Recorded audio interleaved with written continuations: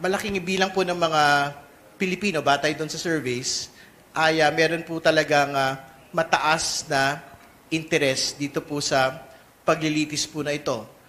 Irrespective of whether they support the Vice President or not. No? So, yun po yung kailangan po nating linawin dahil, syempre, yung pong bagay po na ito ay ibinabangga doon po sa supposed high trust or approval or satisfaction or performance ratings ng atin pong pangalawang Pangulo. Kaya linilinaw na ho natin at this point na hindi po pwedeng pagbanggain yung pong support for the impeachment proceeding itself at yung pong supposed approval, performance, satisfaction rating ng ating pong pangalawang Pangulo. These things can exist together at magkakaiba po yung implications ng pong mga bagay na ito. So, ibig sabihin, yung pong trust approval, satisfaction ratings ng ating pong pangalawang Pangulo, pagsukat po ito nung kanya pong performance bilang Vice President.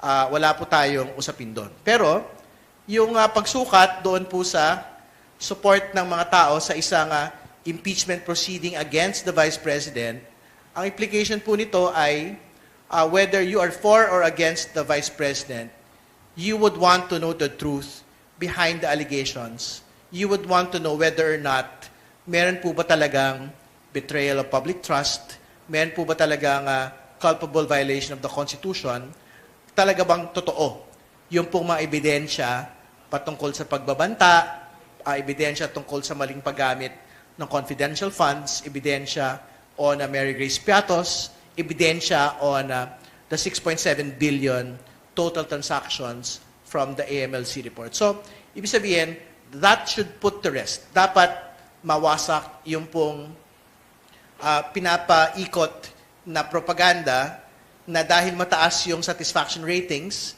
mataas yung approval ratings, ay dapat hindi na ho tayo magtuloy sa impeachment trial. At nagsasayang lang daw po ng panahon.